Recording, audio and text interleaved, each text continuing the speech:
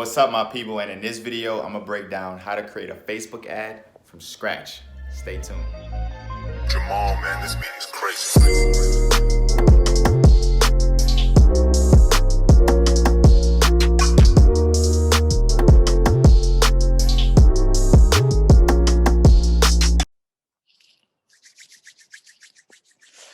What's up, my people? I know y'all been waiting for a while, but without further ado, in this video, I'm gonna break down how to create a Facebook ad from scratch. Specifically in this video, it'll be a lead ad. So over time, I'll put out a series of different ads that we'll create together. It'll be a lead ad, traffic, video, and conversion. Those are the main four that you use. But Facebook obviously has other avenues, but I want to focus on those four. But with lead ad being the most simplistic one, I wanted to start with that. So here we go. So this is my business manager, right? And what you'll do is you'll go to create. But before I click that, I just wanted you to understand like what these three levels mean, because this is what will be the main focus of today. So you have the campaign level, which is where you select the objective, which is the four that I just mentioned. Then you have the ad set, which is where you do the targeting, which I'll explain in a second.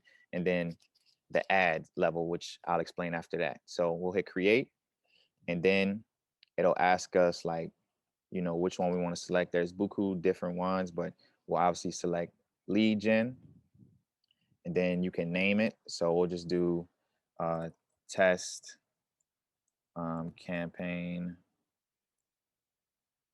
All right, and then we hit continue. And I recommend, if you're gonna do this, like have a different screen open or use your phone to watch this video and then pull it up on your computer, because you could literally go step by step with me and knock this out. All right, so we've selected that. Now we can hit next. And I'm gonna do a niche or industry I've never worked with. So we'll do like eyelash and makeup industry, because that's unique. You know what I'm saying? So here's where you would label it. But before we label it, let's actually talk about it. So in this case, what we have is different different detailed targeting that you can do. So this is like where we stereotype, and everybody says, oh, you shouldn't stereotype, but all marketing is stereotype. And the better you are with stereotyping early on, the cheaper it'll cost you to get a customer. So these are questions that I ask my clients, or I ask myself before I create any ad, is who is the best customer? Meaning, what TV shows do they watch? What music do they listen to? What events do they attend? What places do they eat at? What age are they? What gender are they? What's their income? And what would they be searching on YouTube? Those are the 8 questions that you have to ask yourself or ask your clients, because those 8 questions answer so much and will speed you to getting a sale or the client that you want to work with the most, because you don't have to work with everybody, and your business or your industry isn't for everybody, and you may not want to serve everyone. So let's just say, for the sake of this example, the TV shows that they may watch, if they're into like makeup and all of that type of stuff, we can just say New York Fashion Week. We could just say New York Fashion Week. And I may be wrong, ladies, for watching this, because this is just me like stereotyping based on my experience. But you would actually ask the customer this, because they should have this data. And if this is your business, you should know this. You should be able to get in the mind of your customer. And that's how your ads show up in the right place at the right time. Let's say they're into Essence magazine. All right. And then we'll just say that TV shows that they watch is Keeping Up with the Kardashians. Let's see if that comes up. Yeah, it does. So Keeping Up with the Kardashians. Let's say that the age that they're like 20 to 50 who care about eyelashes and makeup. All right. And we'll just do the whole US. We don't have to narrow down a location, because that's pretty standard across the board. All right. And then Facebook does a cool feature where they give you suggestions. So like based on what you typed in, they'll be like, yo, this is what you're into. Fashion show, Kylie Jenner. We can select her too, because she has her own brand. We can literally type in makeup, and something will come up. I must type in makeup wrong. Is it spelled like that? Yeah, makeup, cosmetics, makeup. So they have all these options. I'll just go to cosmetics. But then you can start typing in like different makeup brands. And then for eyelash, you can do eyelash too. Eyelash extensions. Okay, boom. So all these people.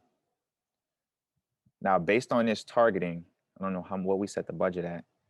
We set the budget at $20 a day. I like to do between 20 and $30 a day because I like to fail fast. But Facebook allows you to set it as low as $5 a day. But I will tell you that if you do set it at $5 a day, it's going to take you forever to find out if your ad's really working or not. So that's why, like, if you're going to do that, start it off like at a high price and then just then cut the ad off and then copy and paste the ad, duplicate it, and then rerun it. Because I'd hate for you, because just imagine like if you spent $30 a day versus spending $15 a day. Well, now, I mean, first it's spending $5 a day. Well, it's going to take you 6 days to get that same information, and it may not convert as well. So that's why if your budget allows to do $30 a day off the 20 to at least 20 a day off the bat. All right. And so this is pretty interesting because it's saying that we're going to get anywhere between 8 to 29 leads. We still haven't narrowed down the targeting, but regardless on what this number is, this is a cool indicator, but it doesn't mean anything because I've had times where they'll say I'll get 2 to 13 leads and I get none. And then sometimes they'll say I'll get none and I get 4 and 5 a day. So don't let that discourage you, but it is a good indicator, right? To look at. So we'll just take that targeting. Now you can narrow the audience as well. So let's just say you want to exclude someone. Let's just say you want to exclude, just to make a joke out of it, let's say you want to exclude Kanye. My man just became a billionaire.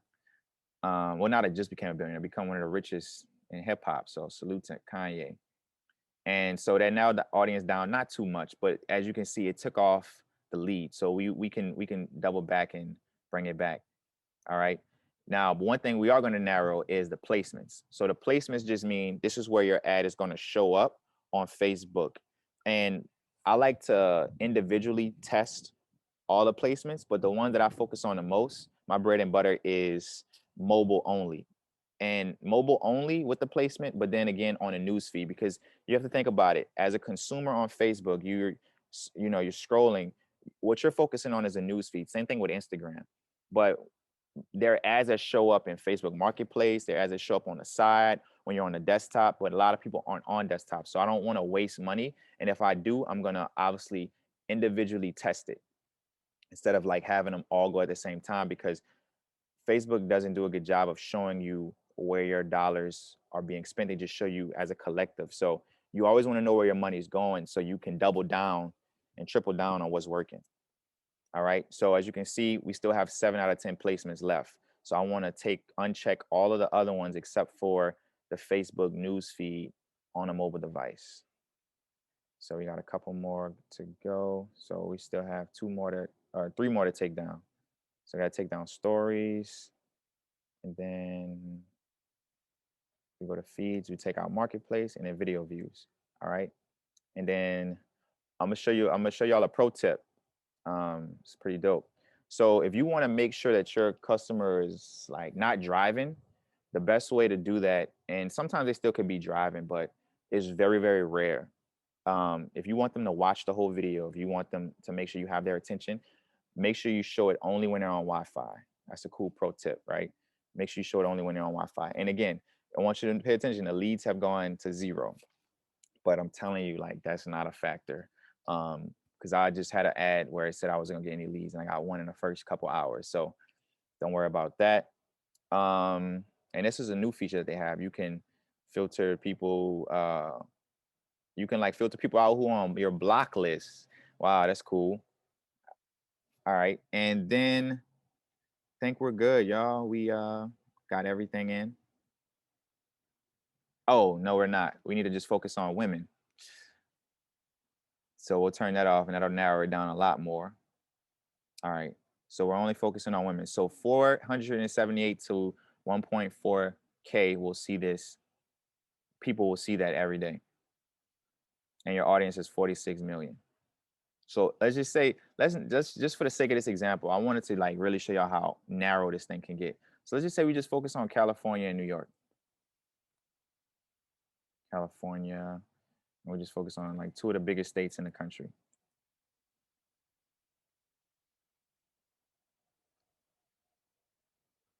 All right, so 8.3 million. Now it's still going to be seen by 400 to 1.2K, which is pretty much the same amount, but it's so much more targeted. All right. Now we're gonna go down and hit next because we're done here. So we've done all the targeting. All those questions that I asked in the beginning was very, very important. But one thing that we left out was the income. Facebook allows you to target based on income. So let's just say income, we can do household income of top 25 to 50% of the zip codes in that area. And then we can do, but if we want to make sure that they have all of this in check, and the other thing, we can narrow the audience further. So I'll just do that for this example. Like, so we'll do income again, and we'll focus just on those top people. So that'll tremendously lower it. So we're under 1 million now. And having 100,000 to 1 million is a good audience, right? But we'll do income also in the top 10%. So that'll put us back over 1 million. All right. So boom. So they have to have this in check. They have to like check the boxes for these, and they have to check the boxes for these, or they won't see the ad. And they have to be a woman, and they have to live in California, and they have to be between ages of 20 and 50. So we got pretty, we got pretty detailed on this, pretty specific. And it's only going to show up on their phone. All right. So we hit next. All right, y'all. So here's where we break down and show them the ad. Now, I'm not going to physically write out an ad, but I'm going to like just put something in there so you can see what it looks like, right? So what you do here is you put in the text. So this is what they would see. So you'd say, hey, ladies, how are those lashes and makeup looking? Just something to capture their attention. So I call it the Hicks method. And the H is an acronym for my last name, but also for you to be able to like remember what the order and how you should create your ad. So the first thing is the H stands for headache. So when you have a headache, I mean the pain that they're dealing with, like what's on their mind, like why would this grab their attention? Like what's the elephant in the room, right? The next thing is insert solution. So after you address the headache, you then bring in a solution to give them, which would be your product or service. Then you tell a story around it. So I call it this, that stands for the C, the chronicle. You tell a story around it to, further for them to further read what you have going on. Then you give them credibility, let them know who you are. Once they find out about, who you are, then from there you can they'll be able to tap in and just know that you're not just somebody selling lashes on a corner, right? Or selling makeup on a corner. That gives you credibility, just to know. And that's the K. And then the S is to sell. So what's your call to action? What's your offer? And so what we'll talk about right now with the offer is on a scale of 0 to 10, you want there to be, there's two scales of 0 to 10. The first 0 to 10 is the desirability. So how desirable is this?